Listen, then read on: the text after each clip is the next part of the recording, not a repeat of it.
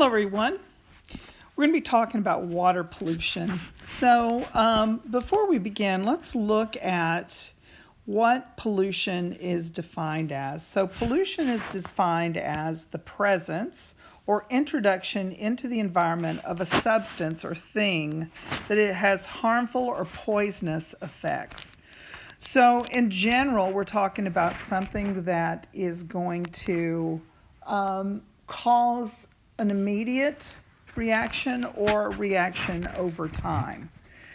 We also have to look at what pollution comes in the form of. So pollution can be either gases, liquids, or particles. It could also be naturally found or naturally occurring and anthropogenic. So we can have either, and I'm going to go ahead and write that down here. We can have natural occurring or anthropogenic. So we're going to go through and look at some of these. I always have to spell it out. Oops, and I still did it wrong. Okay. Anthropogenic pollutants. Okay, so we have solids, liquids, gases, particulates, and we can either have natural ones or we can have anthropogenic ones. For the most part, though, I want you to think about pollution being more chemical than almost anything else. And we can separate them either into solid waste or liquid or pollutants. Solid waste, however, things like plastics, they can actually break down into pollutants over time. So there's a concern about some things that are found in plastics that can be pollutants and harmful to the environment. Now, this harmful poisonous effects right up here, that's something that we really need to look at. And I'm going to give you a lecture on toxicology here before too much longer, so you'll have that on hand. Okay, so pollutants can come in various forms. We can have water pollution, we can have air pollution, soil pollution, thermal, so heat can actually be a pollutant. Radioactivity can be a pollutant. We can actually have noise pollution and light pollution. So for right now, though, we're going to concentrate on water pollution and the different types of water pollutants that there are. Okay, so the first thing we need to discuss is where the pollution is coming from. We can either have point source pollution or non-point source pollution.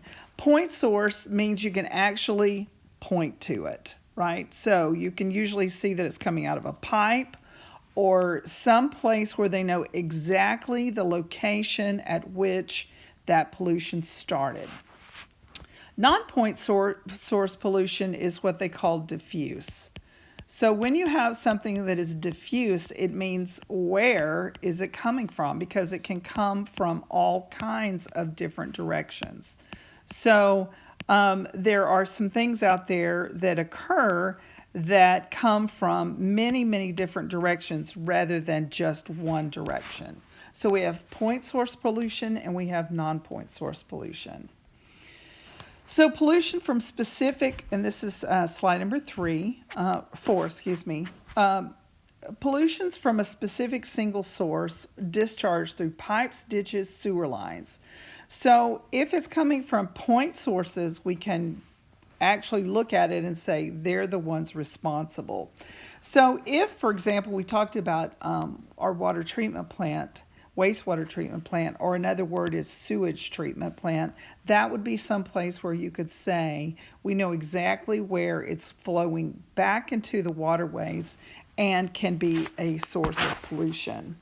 Now, here's the real key here. These are easy to notice. Like, you know exactly where they're coming from.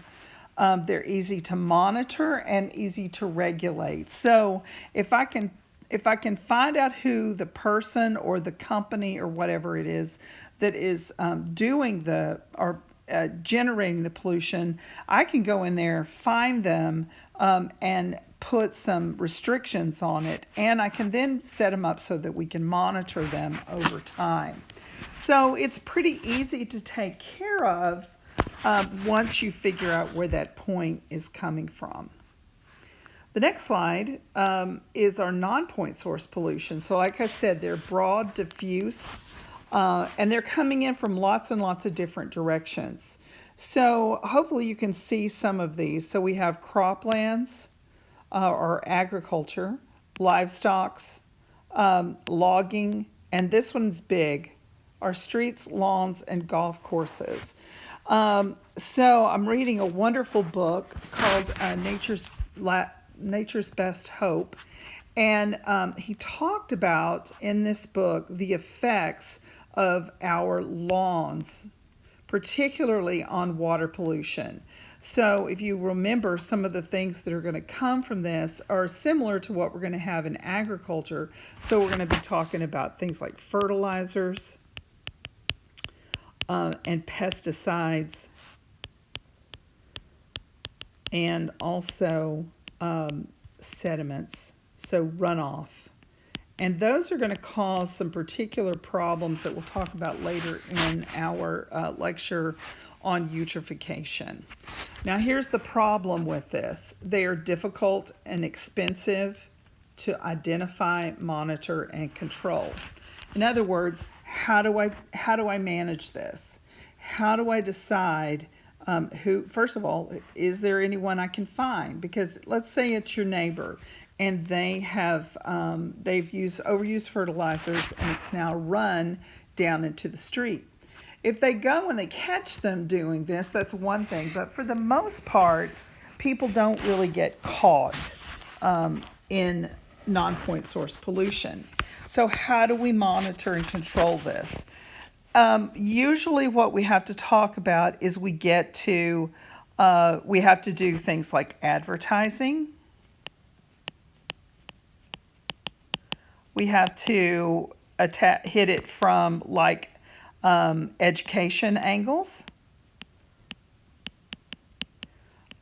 And then we also have to go back to the manufacturer. So if we have problems with certain kinds of chemicals, those manufacturers are usually held responsible for those things. But it gets really, really difficult to do this. So our best bet is education.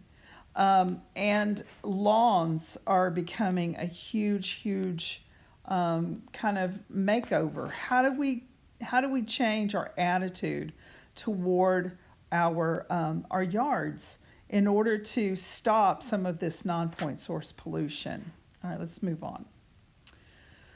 Okay, when we look at the number one polluters, agriculture is by far the biggest polluter.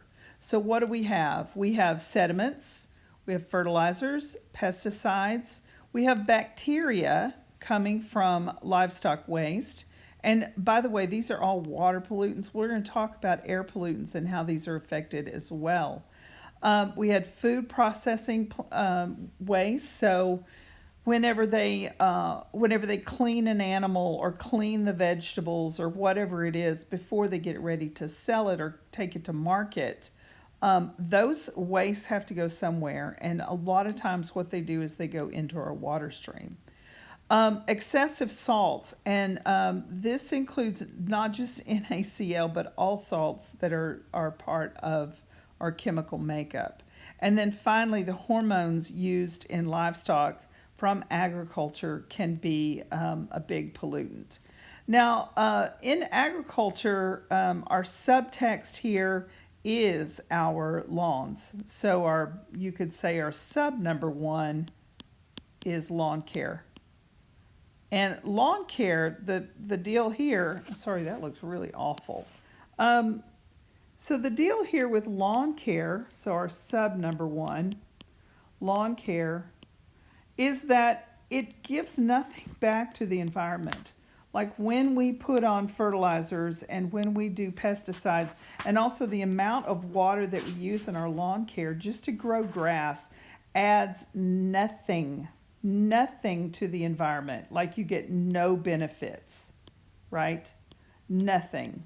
Whereas with agriculture, at least we're getting food out of it, right? So at least we have that going for us. But lawn care, no benefits whatsoever in the way in which we currently do this.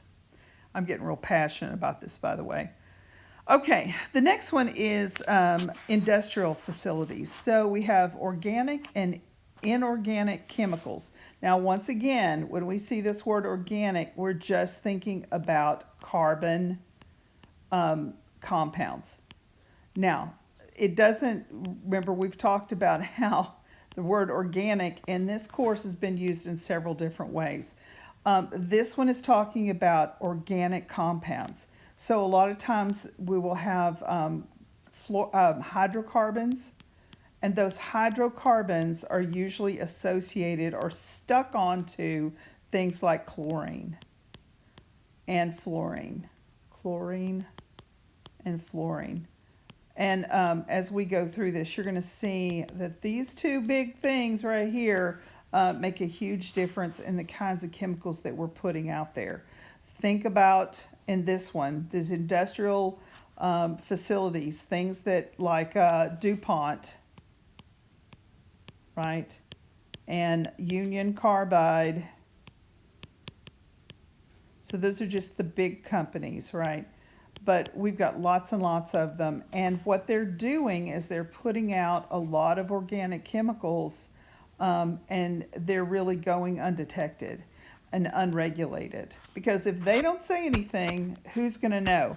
If you'll recall from Dark Waters, one of the problems was that they were hiding the fact that they knew that that was a pollutant, and they knew that the EPA knew nothing about it. So they were basically hiding that chemical from the EPA, and no one said anything about it. All right, let's move on to page number 8.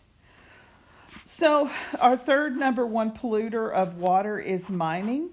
And so when we do surface mining, what happens is they come in and they clear off the land, as you'll notice in this picture. And in doing so, they release and expose a lot of the chemicals that were buried up underneath the ground. So over time, some of the soil, over time, some of the things that are in mining are going to produce some chemicals. So one of them, and this isn't just mining for fossil fuels. All right, so that's one, like fossil fuel mining or coal mining is one kind. Another one would be just mining for minerals and metals. And so those metals are then exposed. So we have things like copper, lead, mercury, and other heavy metals. Arsenic is one. And those, when they are exposed, can cause some real big problems that we'll talk about later. All right, let's move on. So we looked at point, non-point source pollution. Now we're going to look at just the variety of different kind of pollutants that are available or are possible in the water. Okay, the first one is infectious diseases. This one is mostly from human waste. Things like typhoid, cholera, dysentery, hepatitis B, and poliomyelitis, which causes the polio that we have right here. Those are all found in water. So when you don't have access to clean drinking water, you're going to be more exposed to these waterborne diseases. Now, right now, going through corona, the virus, this is bringing up a lot of questions about different kinds of infections. There are different modes through which bacteria and viruses can enter into humans and animals. Water is one way. So if we looked at it with infectious diseases, we have water, we have airborne, we have contact, like direct contact, things like touching someone's hand.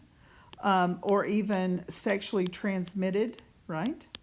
So, or STDs, are ways in which you have a link or an access to the body or to the organism. So in this particular case, there are some that live in water. They are waterborne. That's their host and or their pool in which they live. Okay, so what do these do? What do these cause? There's a variety of different things that infectious diseases that you can get. But one of the big ones is that they cause diarrhea. So they get into the digestive tract, and then they're going to cause a lot of mischief once they get in there. One of the biggest ones is diarrhea. Now, here in America, we don't think much about diarrhea until you get to the point where you're dehydrated. But across the world, this is a huge problem. And mostly it's because people have to get their water from places where they've been exposed to human waste. So children are most vulnerable to this. They don't have a good immune system built up to a lot of these types of waterborne infections, and so they're going to suffer. And so you're going to see that these numbers are huge. 3.2 million die every year from contaminated water. Most are under the age of 5. Okay, I'm going to take a little drink of water real quick. All right. The next one is called water demanding waste, and this is slide number 11. What happens here is that it takes it takes oxygen from the water, and then that depletes the supply of oxygen for these animals that live in the water. So sewage, animal feedlots, food producers are processing, and pulp mills. Here's what happens. Usually those produce organic material, right? Or the breakdown of organic matter. Now, when you introduce organic matter into the water, what happens is that our bacteria begin to decompose it. So that bacteria decomposes the organic material. Now, when bacteria decompose stuff, they are undergoing cellular respiration,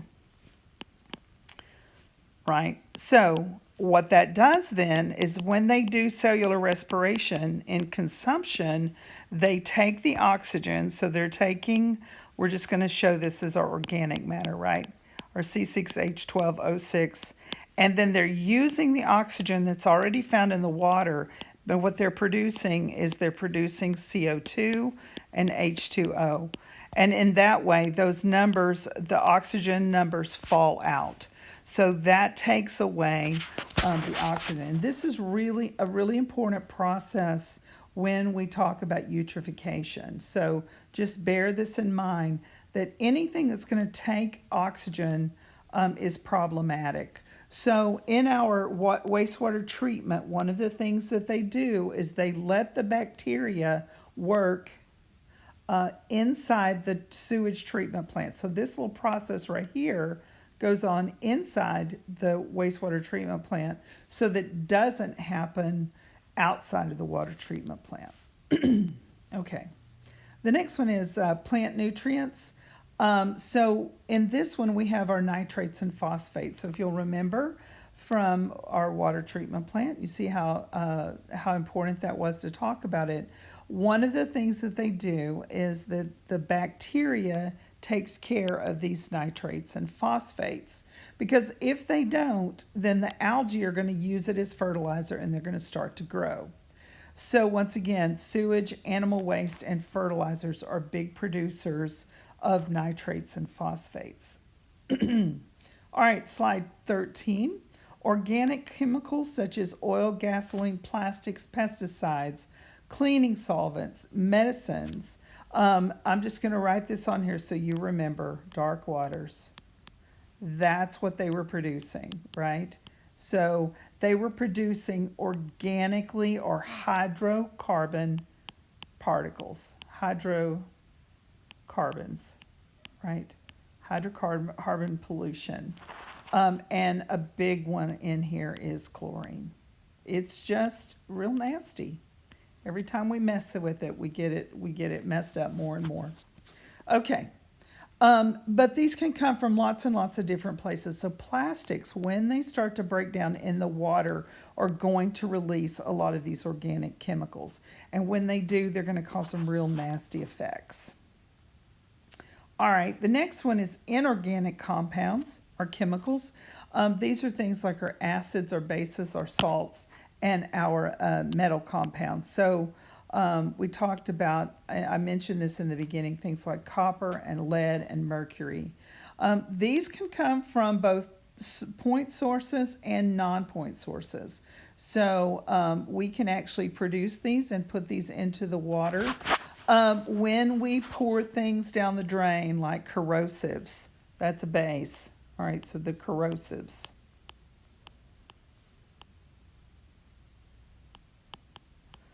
Acids. So anytime you use or pour something down the drain that is highly acidic, this could build up over time and cause real problems. Salts can be a problem because what they do is they actually can take the moisture from plants that are available and suck it back out. So just think about that hydroponic and hydroponic? No, that's not right.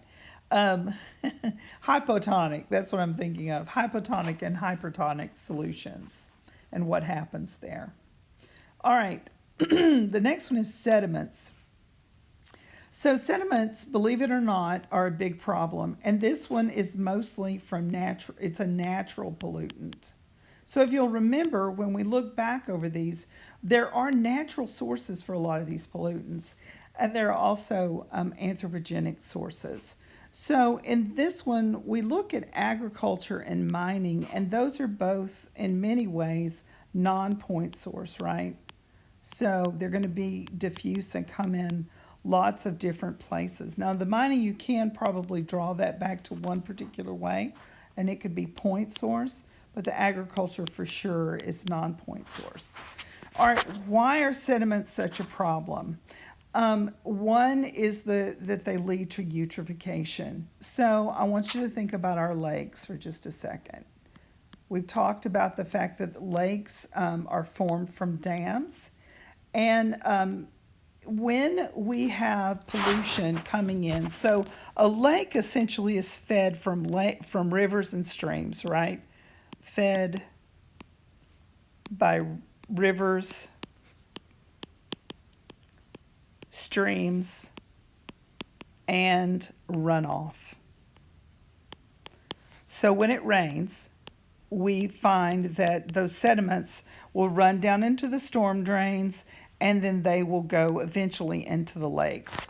Now, a lake has a certain amount of square acreage that it counts for. So when they made the lake, for example, when they made Lake Louisville, they counted on a certain number of square acreage and depth for that lake. But when you fill it up with sediments, it begins to fill up that bucket. So now, rather than the bucket, that lake or that reservoir being filled up with water, it is now being filled up with soil and sediments and all the runoff solids that are there. So it means that over time we have less and less and less acreage being available for the water itself. And so then we lose our water supply. So we'll talk about that more in eutrophication as well. All right, heavy metals. So what heavy metals do is they can cause several things to happen. They can cause cancer. They can disrupt the immune system and the endocrine system. So we know what the immune system does. It keeps us well. It keeps us from getting diseases. The endocrine system is a really fascinating one because what it does is it regulates the functionality of cells within the body. So we think about the endocrine system being things like hormones, which it absolutely is. But hormones are just the messengers of the endocrine system. So they come from glands and then they send messages to the rest of the tissues in the body and the organs in the body and tell them this is the job that you need to do. This is the response that you need to have. So what happens here is that these heavy metals, things like lead, mercury, arsenic, they can, one, cause cancer, and two, they can disrupt the immune and the endocrine system. And we're going to look more specifically at all three of those and what they do within the function of the body in our toxicology lecture. So where are these coming from? Well, landfills, if they are not properly built, are going to leach. All right.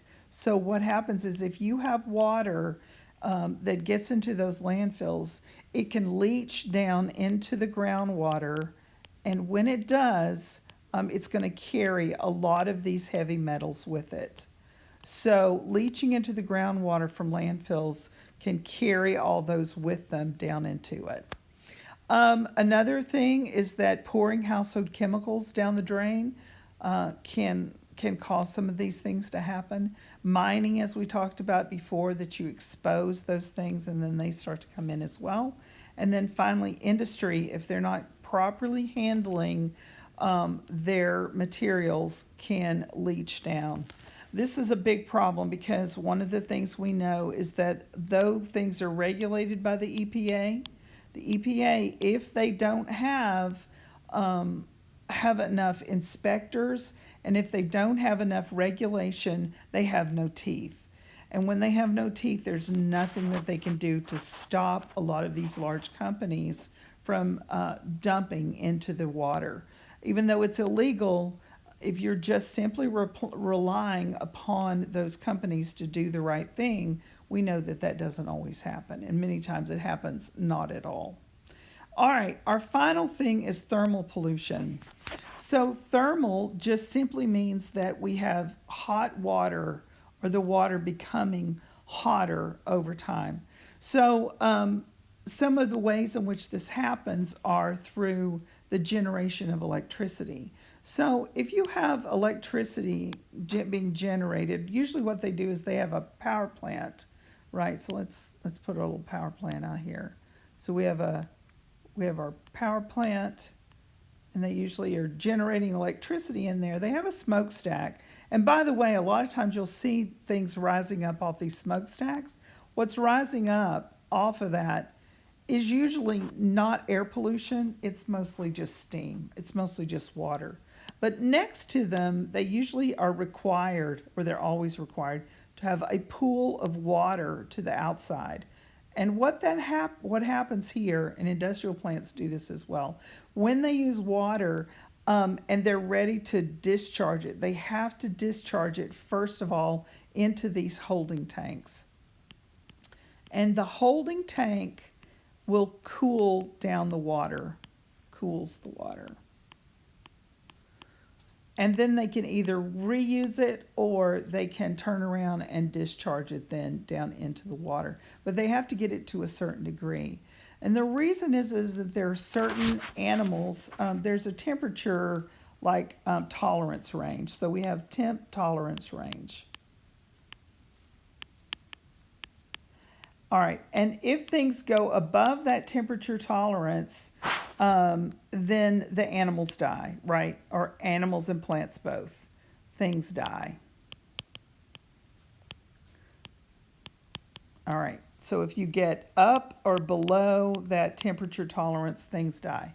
The other thing that happens is that when you increase your temperature, what that's going to do is it's going to cause a loss of dissolved oxygen.